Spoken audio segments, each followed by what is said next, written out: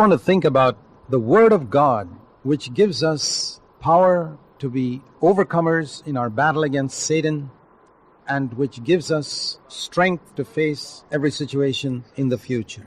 हम परमेश्वर के वचन के बारे में विचार करना चाहते हैं जो हमें शैतान के खिलाफ हमारी लड़ाई में विजेता बनने की सामर्थ देता है और जो हमें भविष्य में हर स्थिति का सामना करने की सामर्थ देता है। The Bible is the Word of God. Bible परमेश्वर का वचन है। It was written by men under the inspiration of the Holy Spirit. यह पवित्र आत्मा की प्रेरणा से मनुष्य द्वारा लिखा गया है। It is food for our soul, and for a Christian who has come to faith in Christ and been born again. यह हमारी आत्मा का भोजन है और एक मसीह के लिए जो विश्वास में आया है प्रभु यीशु मसीह के ऊपर विश्वास करने द्वारा। Just like a baby cries out for milk as soon as it is born. जैसे एक शिशु पैदा होते ही दूध के लिए पुकारता है। A true Christian, if he is to grow spiritually, he needs this food of the Word of God. एक सच्चा मसीह अगर उसे आत्मिक रूप से विकसित होना है तो उसे परमेश्वर के वचन के इस भोजन की आवश्यकता है। I want to turn you to a verse in 1 Peter chapter 1 where it speaks of what the Word of God does in us initially. मैं आपको एक पद दिखाना चाहता हूं जहां यह बताता है कि शुरू में परमेश्वर का वचन क्या करता है। It says in 1 Peter 1:23, you have been born again, not of seed which is perishable, but which is imperishable, the living and abiding Word of God. हम 1 पत्रस 1:23 को पढ़ते हैं, तुम्हारा नया जन्म उस बीज से नहीं जो नाशवान है परंतु अविनाशी बीज से हुआ है, अर्थात परमेश्वर के जीवित और स्थायी वचन के द्वारा। Many people feel when they've made a mess of their life, I wish I could live my life all over again. बहुत से लोग ऐसा महसूस करते हैं जब उन्होंने अपने जीवन में कोई गड़बड़ी की है तो वे चाहते हैं कि वे अपना जीवन फिर से जी सकें। And that's exactly the opportunity that God offers you when He says you can be born again. और ठीक यही अवसर परमेश्वर आपको प्रदान करता है जब वो कहते हैं आप नया जन्म पा सकते हैं। Think if you could start your life all over again as a little baby. सोचें कि क्या आप एक छोटे शिशु के रूप में अपना जीवन फिर से शुरू कर सकते हैं And with no record of your past failures. और आपकी पिछली विफलताओं का कोई जीवन इतिहास नहीं हो It all wiped out. That's what it means to be born again. और सब मिटा दिया गया है और यही नया जन्म पाने का अर्थ है। Your past is wiped out and you're born a second time. तुम्हारा अतीत मिटा दिया गया है और तुमने दूसरी बार जन्म पाया है। And that wish that you had, oh, I wish I could start my life all over again. God says, I can fulfill it for you. वह इच्छा जो तुम्हारी होती, ओ काश मैं अपना जीवन को फिर से शुरू कर पाता, परमेश्वर कहते हैं मैं इसे तुम्हारे लिए पूरा कर सकता हूँ। That's what happens when we receive Christ into our life. ऐसा तब होता है जब हम अपने जीवन में मसीह को ग्रहण करते हैं। And it says in this verse that this new birth takes place through a seed, just like your physical birth also began with the seed of your father. इस पद में हमने अभी देखा कि यह नया जन्म एक बीज बोने के माध्यम से होता है, जैसे आपका शारीरिक जन्म भी आपके पिता के बीज से शुरू हुआ था। In the same way here, it says here spiritually, the word of God is like a seed which brings you to new birth. उसी प्रकार यहाँ आत्मिक रूप से परमेश्वर का वचन एक बीज के समान है जो आपके नए जन्म में लाता है। In what way? You believed that word. किस प्रकार आपने उस वचन पर विश्वास किया? You responded to that word of God which said that Christ died for your sins. आपने परमेश्वर के उस वचन का उत्तर दिया जिसमें कहा गया था कि मसीह आपके पापों के लिए मरा। You accepted the word of God which said that you're a sinner. आपने परमेश्वर के वचन को स्वीकार किया जिसमें कहा गया था कि आप पापी हैं। You believed that Christ rose again from the dead and you were born again. आपने विश्वास किया कि मसीह फिर से मरुओं में से जी उठा और आपने नया जन्म पाया है। You received His Holy Spirit by faith. आपने उसका पवित्र आत्मा विश्वास के द्वारा प्राप्त किया है। Because that was God's promise given in His word. क्योंकि वह परमेश्वर की प्रतिज्ञा थी जो उसके वचन में दी गई थी। And through that word, you've come into a new relationship with God. और उस वचन के द्वारा आप परमेश्वर के साथ एक नए संबंध में आ गए हैं। And then it goes on to say that now that you're a newborn baby, the same word of God, which was like a seed which fell into your heart and brought you to life, the same word of God now becomes like milk for the newborn baby.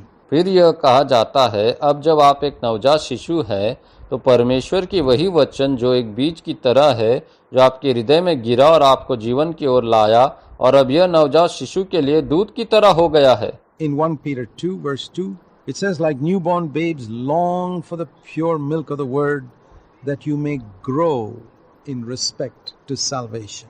पहला पत्रस 2:2 में यह कहता है, नवजात शिशु की तरह वचन के शुद्ध दूध की लालसा करो कि तुम उद्धार के ओर बढ़ते जाओ। A newborn baby needs to grow. एक नवजात शिशु को बढ़ने की जरूरत है। And God has not forgiven us our sins in order that He might just take us to heaven. परमेश्वर ने हमें हमारे पापों की क्षमा केवल इसलिए नहीं किया कि वह हमें स्वर्ग में ले जाए। He wants us to grow, like it says in this word, with respect to salvation, to be increasingly saved from all the corruption that is in our nature that we have inherited from Adam, our first father.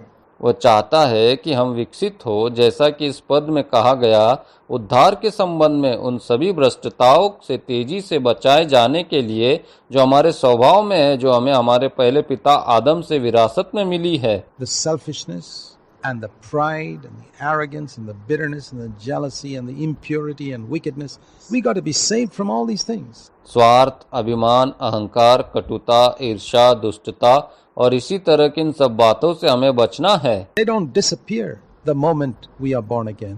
जिस क्षण हम नया जन्म पाते हैं, वे तुरंत गायब नहीं होते। When we are born again, it's like a new life that has come into us. जब हम नया जन्म पाते हैं तो यह एक नए जीवन की तरह होता है जो हमारे अंदर आ जाता है। And that life has got the potential to overcome all these evil habits. और उस जीवन में इन सभी बुरी आदतों को दूर करने की क्षमता होती है। But we must grow. You know, like a little baby, when it's born, it has the potential to become a muscular giant. तुम्हें पता है, एक छोटे शिशु की तरह जब वह पैदा होता है तो वह एक विशाल महाकाय बनने की क्षमता रखता है। But it's not going to grow into that if he doesn't eat its food or drink its milk. लेकिन अगर वो अपना खाना नहीं खाता या अपना दूध नहीं पीता है तो वैसा नहीं बढ़ेगा। It has to be fed and it has to eat its food in order to grow. उसे खिलाना पड़ता है और बढ़ने के लिए उसे अपना भोजन खाना पड़ता है। And this is the mistake that many Christians make. और यही वह गलती है जो बहुत से मसीही करते They हैं। think once their sins are forgiven, they've received the Holy Spirit, that's it. There's nothing more. वे सोचते हैं कि एक बार उनके पाप क्षमा हो गए और उन्होंने पवित्र आत्मा प्राप्त कर ली तो बस इतना ही। Well, there's a lot more. You're just born. लेकिन और भी बहुत कुछ है, तुम अभी नया जन्म पाया है। Can you say once a baby is born into the world, that's it? There's nothing more for the baby? क्या आप कह सकते हैं कि एक बार संसार में एक शिशु का जन्म हो जाता है तो बस इतना ही, शिशु के लिए और कुछ नहीं है क्या? Well, that baby will die if you just leave it like that. तो वह शिशु मर जाएगा। In fact, one of the first things that a baby does as soon as it's born is it cries. वास्तव में एक शिशु जो सबसे पहला काम करता है वो है जन्म लेते ही वह रोता है। From the very first day, it longs for milk. वह पहले दिन से ही दूध के लिए तरसता है। There's a tremendous cry. You've heard babies screaming for milk. और ये अद्भुत रोना है, आपने शिशु को दूध के लिए चिल्लाते हुए सुना होगा। That's the way a true Christian cries out for the word of God, for God to feed him through his word. इसी तरह एक सच्चा मसीही परमेश्वर के वचन के लिए पुकारता है ताकि परमेश्वर उसे अपने वचन के द्वारा खिलाए। Now, if a baby does not cry out like that, we could say that baby is sick. अब अगर कोई शिशु इस तरह नहीं रोता है तो हम कह सकते हैं कि शिशु बीमार है Or it's about to die. या वो मरने वाला है। Healthy babies will always cry out for milk, all the time. स्वस्थ शिशु हमेशा दूध के लिए रोते रहेंगे। And a healthy Christian is one who's crying out for God's word to feed him. स्वस्थ मसीह वह है जो उसके खाने के लिए परमेश्वर के वचन के लिए रोता है, जैसा कि एक नवजात शिशु। It says here, as newborn babes long, there must be a tremendous longing in us for the milk of the word of God. परमेश्वर के वचन के दूध के लिए हमारे अंदर जबरदस्त लालसा होनी चाहिए। The word of God is milk that helps us to grow to salvation. परमेश्वर का वचन दूध है जो हमें उद्धार में बढ़ने में मदद करता है। In the beginning of the Bible, we see a beautiful picture of this. Bible के आरंभ में हम इसका एक सुंदर चित्र देखते हैं। In Genesis chapter 1, we read of the earth being in a chaotic state. उत्पत्ति 1 में हम पढ़ते हैं कि पृथ्वी अराजक अवस्था में थी। The Bible says the earth was formless, empty, dark. Bible कहती है कि पृथ्वी निराकार, खाली और अंधेरी थी, And that's the condition of humanity, और यही स्थिति है ईश्वर से दूर मानवता की भी। away from God also, formless, empty, and dark. निराकार, खाली और अंधेरा। That's what we were when we were in sin. हम नया जन्म पा लेने से पहले वही And थे। how did God change this chaotic, formless, empty, dark world and make it into such a beautiful world that at the end of Genesis chapter 1, God says, this is very good. परमेश्वर ने इस अराजक, निराकार, खाली, अंधेरे संसार को कैसे बदल दिया और इसे इतना खूबसूरत संसार बना दिया कि उत्पत्ति 1 के अंत में परमेश्वर कहते हैं ये बहुत अच्छा है। How did God do it? परमेश्वर ने ये कैसे किया? You see two things. It's very important for us to see it in Genesis chapter 1 and verse 2. आप देखिए, यहाँ हमारे लिए दो बातें देखना बेहद जरूरी है। First of all, it says, the Spirit of God moved upon this earth. सबसे पहले परमेश्वर का आत्मा इस पृथ्वी के ऊपर मंडरा रहा था। All of God's work begins with the Holy Spirit moving upon a chaotic situation and trying to redeem it, trying to solve the problem. परमेश्वर के सभी कार्य पवित्र आत्मा के एक अराजक स्थिति पर मंडराने और समस्या को हल करने की कोशिश करते हुए इसे छुड़ाने की कोशिश के साथ शुरू होते हैं। But that was not all. लेकिन केवल इतना ही नहीं We था। read a second thing. The word of God went forth. हम दूसरी बात पढ़ते हैं, परमेश्वर का वचन आगे गया। The Spirit of God moved and the word of God went forth. These two always work together. परमेश्वर का आत्मा मंडराया और परमेश्वर का वचन आगे गया, ये दोनों हमेशा एक साथ काम करते हैं। The Spirit of God and the word of God. परमेश्वर का आत्मा और परमेश्वर का वचन। And what did the word of God say? Let there be light. That was a word. परमेश्वर के वचन ने क्या कहा? वहाँ उजियाला होने दे, वह वचन था। And as soon as that word went forth from God's mouth, light came. और जैसे ही वो वचन परमेश्वर के मुंह से निकला, उजियाला हो गया। Again we read the word of God saying, let there be an expanse in the midst of the waters. And the heavens were created. फिर से हम परमेश्वर के वचन को कहते हुए पढ़ते हैं, जल के बीच एक अंतर हो और आकाश बनाया गया। And then God said, let the waters be gathered together and let the dry land appear. And the earth was made. तब परमेश्वर ने कहा, जल इकट्ठा हो जाए और सूखी भूमि दिखाई दे, और पृथ्वी बन गई। And so we find that every time a word of God went forth, on the first day, on the second day, on the third day, something happened. और इसलिए हम पाते हैं कि हर बार जब पहले दिन परमेश्वर का वचन आगे गया, दूसरे दिन, तीसरे दिन कुछ हुआ। Something of the chaos was changed. अराजकता का कुछ बदल गया था। The whole earth was not changed in one day. पूरी धरती एक दिन में नहीं बदली थी। It took 6 days. Not because God takes time. God could have changed it in a moment. इसमें 6 दिन लगे थे, इसलिए नहीं कि परमेश्वर को समय लगता है, परमेश्वर इसे एक पल में बदल सकते थे। He could have made the whole earth beautiful in one moment with one word. वह एक क्षण में एक वचन से पूरी पृथ्वी को सुंदर बना सकता था। But he's trying to teach us something in the very first page of the Bible. And that is, God works in our lives slowly. लेकिन वह हमें बाइबल में पहले पन्ने में कुछ सिखाने की कोशिश कर रहा है, और वह यह है, परमेश्वर हमारे जीवन में धीरे धीरे दिन ब दिन काम करता है। Day by day by day. दिन ब दिन ब Each दिन। day he wants to do something in us to remove the chaos, to remove the darkness, to remove the shapelessness, the unChristlikeness in our life. हर दिन वह हमें कुछ करना चाहता है ताकि अराजकता को दूर किया जा सके, अंधकार को दूर किया जा सके, हमारे जीवन में आकारहीनता, गैर मसीह समानता को दूर किया जा सके। In the New Testament, in 2 Corinthians chapter 4 and verse 16, नए नियम 2 कुरिन्थियों 4:16 में हम पढ़ते हैं, it says, our inner man is being renewed day by day. और वहाँ लिखा है, हमारे भीतर का मनुष्य दिन प्रतिदिन नया होता जाता है। On the first day there should be a change. पहले दिन परिवर्तन होना चाहिए, On the second day there should be a change. दूसरे दिन परिवर्तन होना चाहिए, On the third day, and throughout our lifetime, तीसरे दिन और हमारे पूरे जीवन में God wants to change us little by little by little by little by little till a day comes at the end of our life when God can say, very good. परमेश्वर हमें थोड़ा थोड़ा करके वह दिन आने तक बदलना चाहते हैं, हमारे जीवन के अंत में जब परमेश्वर कह सकते हैं, बहुत अच्छा है। I've been able to complete my work in this man. मैं इस मनुष्य में अपना काम पूरा करने में सक्षम हूँ। Now the sad thing is, with many Christians that doesn't happen because they don't respond to God. अब दुख की बात यह है कि कई मसीहियों के साथ ऐसा नहीं होता है क्योंकि वे परमेश्वर के निमंत्रण का जवाब नहीं देते हैं। You see, in Genesis chapter 1, when the word of God went forth, आप देखिए उत्पत्ति 1 में जब परमेश्वर का वचन आगे बढ़ा the earth responded, and so something happened. तो पृथ्वी ने प्रतिक्रिया दी और कुछ हुआ। And so if you respond to the word of God as it comes to your heart, something will definitely happen in your life. इसलिए यदि आप परमेश्वर के वचन का जवाब देते हैं जैसा कि आपके हृदय में आता है तो निश्चित रूप से आपके जीवन में कुछ होगा। If you accept that word, if you believe that word, if you obey that word, something will definitely happen, just like you read in Genesis chapter 1. यदि आप उस वचन को स्वीकार करते हैं, यदि आप उस वचन पर विश्वास करते हैं, यदि आप उस वचन का पालन करते हैं तो निश्चित रूप से कुछ होगा जैसे आप उत्पत्ति 1 में पढ़ते हैं। Every day something happened and God said it was good.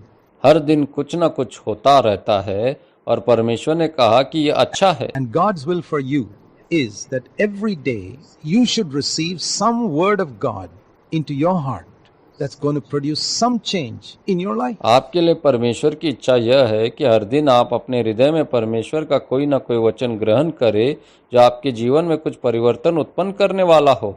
That is why the most important thing for you to receive every day is the word of God, more than your food.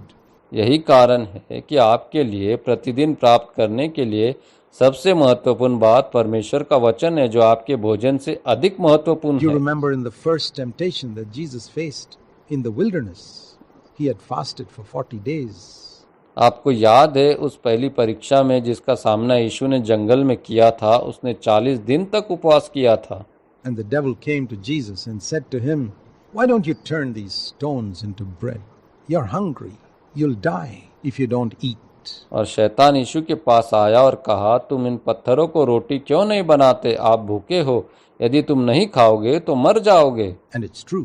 यह सत्य है। If you have not eaten food for 40 days and you continue like that, there's a possibility if you're dying too. अगर आप 40 दिन से खाना नहीं खाया है और आप ऐसे ही जारी रखते हैं तो एक संभावना है कि आपकी मृत्यु हो But जाएगी। Jesus replied saying, and I want to paraphrase his words in Matthew chapter 4 verse 4, what Jesus was saying to Satan was, मत्ती 4:4 में यीशु ने शैतान को उत्तर दिया और मैं इस वचन का संक्षिप्त में व्याख्या करना चाहूँगा। यीशु शैतान से ये कह रहा था, it's more important to receive the word of God than to eat food. परमेश्वर का वचन प्राप्त करना रोटी खाने से अधिक महत्वपूर्ण है। Have you read that word? क्या आपने वो वचन पढ़ा है? Man shall not live by bread alone, but by every word that proceeds from God's mouth. मनुष्य केवल रोटी ही से नहीं परंतु हर एक वचन से जो परमेश्वर के मुख से निकलता है जीवित रहेगा। What he's saying is, it's more important to receive the word of God than it is to even eat food. वह जो कह रहा था वो यह है, भोजन खाने से भी अधिक महत्वपूर्ण है परमेश्वर के वचन को ग्रहण करना। Now, how many Christians are there who believe that? अब कितने मसीह है जो मानते हैं कि Who believe that it is more important for me every day to receive the word of God for my soul, for my spirit, than it is to receive food for my body. कि अपने शरीर के लिए भोजन प्राप्त करने की तुलना में उनकी आत्मा के लिए, उनके प्राण के लिए हर दिन परमेश्वर के वचन को प्राप्त करना अधिक महत्वपूर्ण है। We all know the value of food for our body. शरीर के लिए भोजन का मूल्य हम सभी जानते हैं। We know that we will not grow and we enjoy food. We enjoy good food. हम जानते हैं कि हम भोजन के बिना नहीं बढ़ेंगे और हम भोजन का आनंद लेते हैं। हम अच्छे भोजन का आनंद लेते हैं। Why is it many Christians don't enjoy the word of God like that? ऐसा क्यों है कि बहुत से मसीह उस तरह से परमेश्वर के वचन का आनंद नहीं लेते हैं? Because they have not understood its value. ऐसा इसलिए है क्योंकि वे कभी-कभी उसका मूल्य नहीं समझते। You know, like little children sometimes. Little children don't understand the value for food. वे एक छोटे शिशु की तरह है क्योंकि छोटे शिशु भोजन का महत्व नहीं समझते। You tell them to eat, they don't eat. आप उन्हें खाने को कहते हैं, वे नहीं खाते। You tell them to drink milk, they don't drink milk. आप उन्हें दूध पीने को कहते हैं, वे दूध नहीं पीते। And sometimes father and mother has to force them. और कभी-कभी पिता और माता को उन्हें मजबूर करना पड़ता है। It's like that with many Christians. ऐसा बहुत से मसीहों के साथ है। But once you understand, the word of God is the thing that can make you grow, that can make you strong, that can make you overcome Satan. If you submit to it, your life will be transformed from chaos to beauty. लेकिन एक बार जब आप समझ जाते हैं कि परमेश्वर का वचन आपको विकसित कर सकता है, आपको मजबूत बना सकता है, आपको शैतान पर विजय दिला सकता है, यदि आप उसके अधीन हो जाते हैं तो आपका जीवन अराजकता से सुंदरता में बदल जाएगा। It can change your whole life if you begin that habit from today. अगर आप आज से उस आदत को शुरू कर दे तो यह आपकी पूरी जिंदगी बदल सकती है। Will you make a decision today to read the Word of God, believe it, and obey it every day? परमेश्वर के वचन को पढ़ने और उस पर विश्वास करने और हर दिन उसका पालन करने का निर्णय आज ही ले। आमीन।